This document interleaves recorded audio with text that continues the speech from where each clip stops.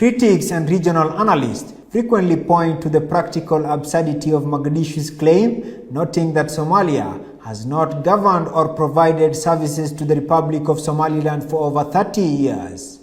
To many in the international community, the federal government insistence on authority over a region where it maintains no police force, no tax collection, and no political footprints feel increasingly detached from reality.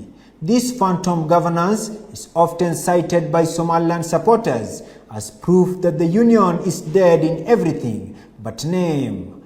Consequently, the federal government protest appears more like a legal formality than a functionality reality in the eyes of observers from platform in the international community. Furthermore, the persistent internal crisis in Somalia, ranging from endless cycles of political infighting to the inability to secure its own capital, have led some observers to view the country's diplomatic stance as a joke on the world stage. There is a growing sentiment that a government struggling to provide basic stability in its own central regions lacks the moral or practical standing to dictate the foreign policy of a stable, self-governing neighbor. The perceived failed state status, highlighted by organizations like Transparency International, often undermines Mogadishu's credibility when it attempts to lobby international bodies against Somaliland's independence. A key pillar of argument for Somaliland's sovereignty is the historical fact that it gained independence from the United Kingdom on June 26, 1960, as the state of Somaliland. At that specific moment in history, the Republic of Somalia did not exist.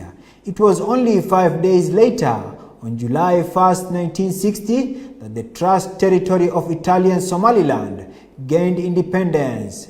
Crucially, the subsequent union is frequently described as a legal nullity, as the Act of Union was never formally signed or ratified by both parties in legally binding manner.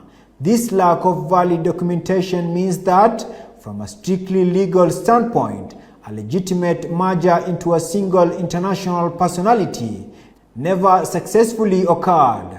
Ultimately, the contrast between the two entities is defined by their divergent paths of development.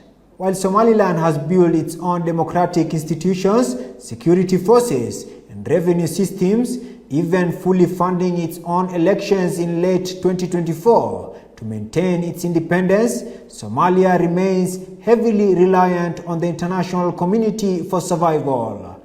Despite decades of massive foreign aid, the federal government in Mogadishu continues to struggle with widespread aid diversion and chronic instability. For many, the sight of government claiming land it has not governed for 3 decades, while simultaneously depending on foreign assistance to secure its own palace, is a contradiction that makes the Somali veto feel like an increasingly fragile diplomatic joke. Hosting you from the headquarters of Sab English was Abdifatah Simba. Until we meet again on another special report, you can follow us on YouTube, Twitter, and Facebook for more information. Stay tuned and stay informed.